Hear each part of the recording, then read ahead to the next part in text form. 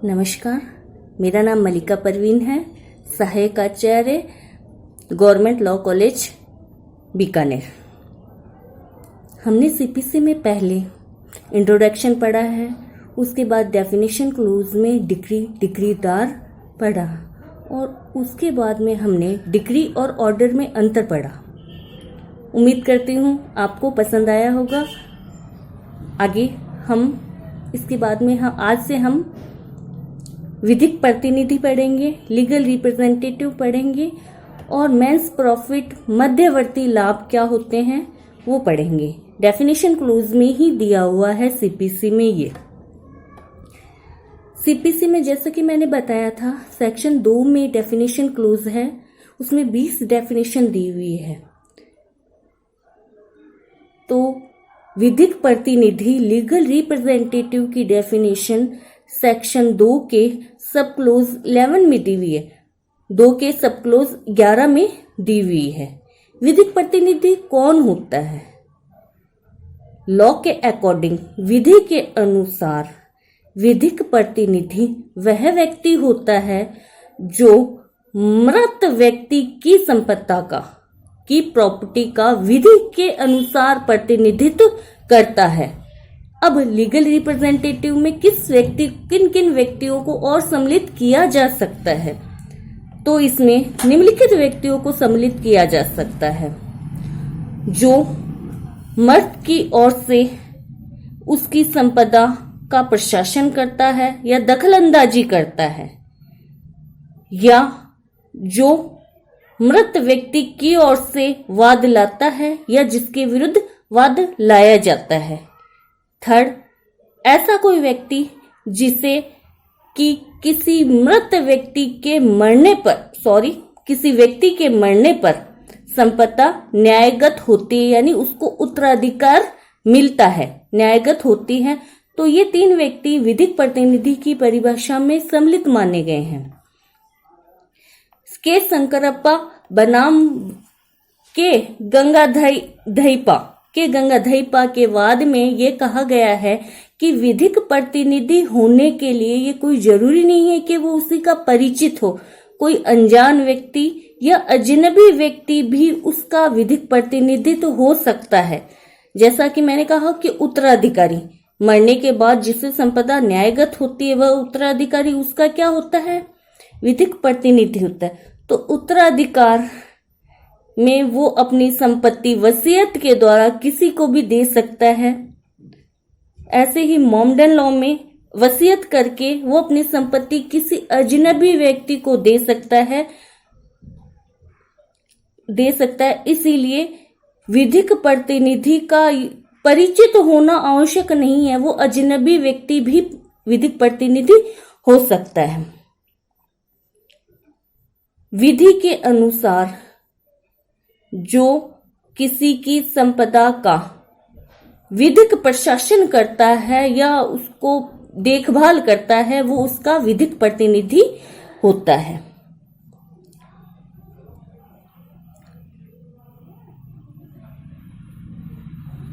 Section 2 के सब close 12 में मध्यवर्ती लाभ की या मेंस प्रॉफिट की डेफिनेशन दी गई है। मेंस प्रॉफिट होता क्या है? अंतःकालीन लाभ। विधि के अनुसार प्रत्येक व्यक्ति को अपनी संपदा पर कब्जा बनाए रखने का पूर्ण अधिकार दिया गया है। लॉ के अकॉर्डिंग विधिक अधिकार है कब्जा बनाए रखने का। कोई व्यक्ति कहता है मेरा पेन है, तो मेरा पेन यानी उसका कब्जा है। विधि उसे अधिकार देती है उसके पेन पर कब्जा बनाए रखने का। प्रत्येक व्यक्ति को अपनी संपत्ति पर कब्जा बनाए रखने का अधिकार होता है। अगर कोई व्यक्ति उसके विधिक अधिकार यानी कब्जा बनाए रखने के अधिकार में दखलंदाजी करता है या उसको सदोष कब्जे से वंचित कर देता है, तो वो सदोष कब्जा अर्जित करता है।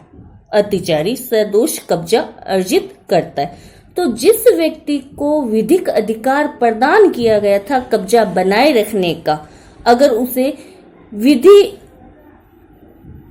विरुद्ध उसे कब्जे से वंचित किया जाता है तो न्यायालय में उसे कब्जा प्राप्त करने का पूर्ण अधिकार है।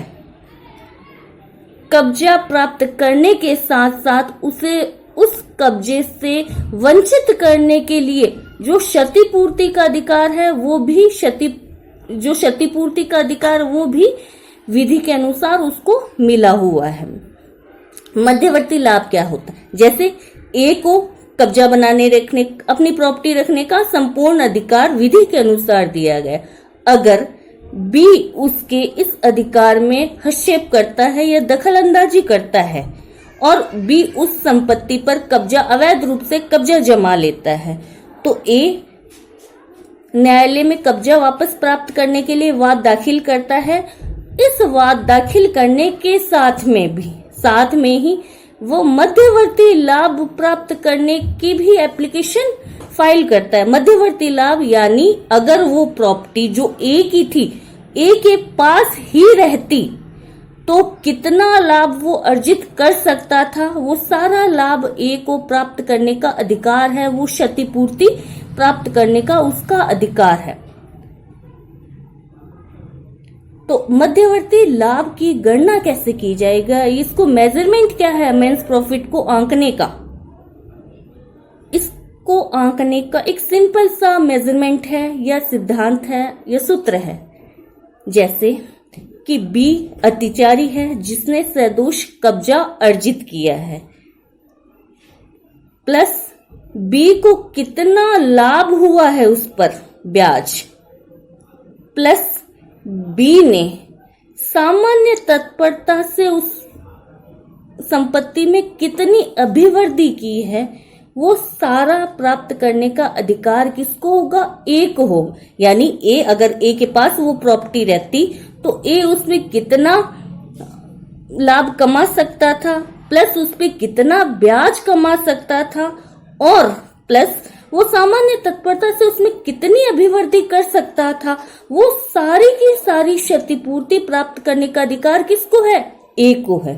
यानी ए को मध्यवर्ती लाभ यही है कि क्षतिपूर्ति प्राप्त करने, अगर किसी की संपत्ति को अवैध रूप से कब्जा कर लिया जाता है तो उसे कब्जा प्राप्त करने के साथ साथ में क्षतिपूर्ति प्राप्त करने का भी अधिकार प्रदान किया गया है विधि के अनुसार। ए को ये तीन चीजें तो मिलेगी कि सदोष कब्जा किसने किया था? बी ने किया था, प्लस उस पे कितना ब्याज बी ने कमाया था, प्लस सामान्य तत्परता से कितनी अभिवृद्धि बी ने की थी। ये सब चीजें ए को मिलेगी मध्यवर्ती लाभ में। लेकिन क्या नहीं मिलेगा? अनुवर्ती लाभ।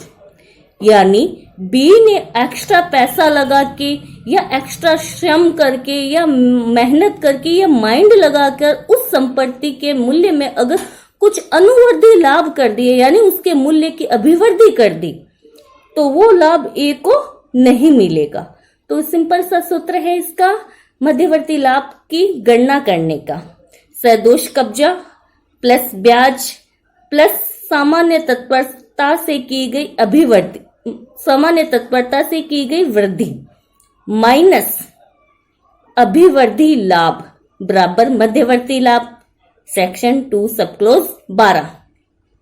ये डेफिनेशन क्लोज था जिसमें अलग अलग डेफिनेशंस को समझाया गया था।